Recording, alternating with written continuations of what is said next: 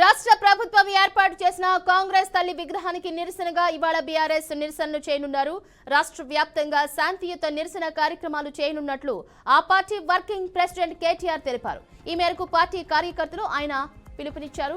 అయితే తెలంగాణ తల్లి పేరు చెప్పి కాంగ్రెస్ తల్లి పేరుతో ఈ ప్రభుత్వం చేసిన అపచారానికి నిరసనగా రాష్ట్రంలో ఉన్న ప్రతి తెలంగాణ తల్లి విగ్రహానికి పాలాభిషేకాలతో పాటు పంచామృత అభిషేకాలు చేస్తారన్నారు. కాంగ్రెస్ పార్టీకి తెలంగాణ చరిత్ర తెలియదని, తెలంగాణ తల్లిని వేడుకుందాం, క్షమించమని అడుగుదామని కేటీఆర్ పిలుపునిచ్చారు.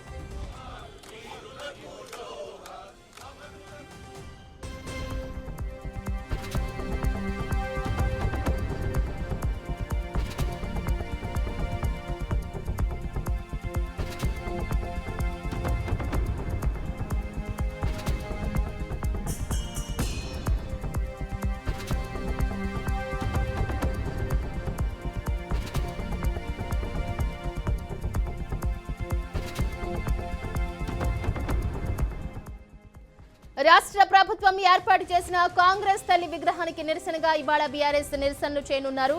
రాష్ట్ర వ్యాప్తంగా శాంతియుత నిరసన కార్యక్రమాలు చేయనున్నట్లు ఆ పార్టీ వర్కింగ్ ప్రెసిడెంట్ కేటీఆర్ తెలిపారు. ఈ మేరకు పార్టీ కార్యకర్తలు ఆయన పిలుపునిచ్చారు. అయితే తెలంగాణ తల్లి పేరు చెప్పి కాంగ్రెస్ తల్లి పేరుతో ఈ ప్రభుత్వం చేసిన అపచారానికి నిరసనగా రాష్ట్రంలో ఉన్న ప్రతి తెలంగాణ తల్లి విగ్రహానికి పాలాభిషేకాలతో పాటు పంచామృత అభిషేకాలు చేస్తారన్నారు. కాంగ్రెస్ పార్టీకి తెలంగాణ చరిత్ర తెలియదని, తెలంగాణ తల్లిని వేడుకుందాం, క్షమించమని అడుగుదామని కేటీఆర్ పిలుపునిచ్చారు.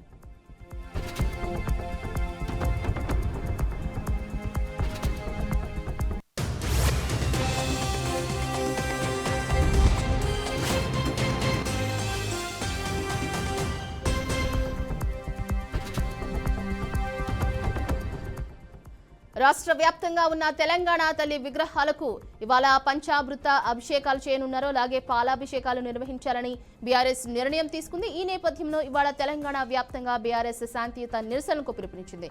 ఇదే అంశానికి సంబంధించి మరింత సమాచారాన్ని మహేందర్ రెడ్డి ఫోన్ లైన్ ద్వారా వివరిస్తారు. మహేందర్ రెడ్డి, ఇటు తెలంగాణ తల్లిపై రచ్చ అయితే ఇంకా కొనసాగుతున్నది. విగ్రహం పైన ఇటు బీఆర్ఎస్ పార్టీ పట్టు వీడలేదని చెప్పుకోవచ్చు. ఎందుకంటే గతంలో తాము తెలంగాణ విగ్రహాన్ని ఆవిష్కరించారో అది రాష్ట్ర వ్యాప్తంగా ప్రతి గ్రామాల్లో ఉన్నటువంటి విగ్రహాలు. ఇప్పుడు దానికి కాదని తెలంగాణ రాష్ట్ర ప్రభుత్వం, కొత్తగా కాంగ్రెస్ ప్రభుత్వం కొత్త విగ్రహాన్ని ఏదైతే నిన్న వాళ్ళు తింటారో మరి ఆ విగ్రహానికి నిరసనగా పూర్తిగా తెలంగాణలో ఉండకూడదు, కేసీఆర్ గుర్తులే ఉండకూడదని అయితే ముఖ్యమంత్రి రేవంత్ రెడ్డి చెప్పాడు. మరి ఆ రకంగా అడుగులు వేస్తూనే ఉన్నారు. మరి విగ్రహాల విషయంలో కావచ్చు, ప్రతి అంశంలో కావచ్చు. మరి ఈ నేపథ్యంలో కొత్తగా మరి అయితే విగ్రహాలు తీయాల్సిన అవసరం ఏమొచ్చింది. మరోపక్క రాజీవ్ గాంధీ విగ్రహం సెక్రటరియట్ లో ముందు ఏదైతే ట్యాంక్ బండ్ పెట్టడము, ఇవన్నీ ఎప్పటికప్పుడు బీఆర్ఎస్ పార్టీ వ్యతిరేకిస్తూనే ఉంది. మరి ఆ రకంగా వాళ్ళైతే విమర్శిస్తూనే ఉన్నారు. నేడు నేను విగ్రహానికి నిరసనగా ఏదైతే రాష్ట్ర వ్యాప్తంగా నిరసనలకైతే పిలుపునిచ్చారు.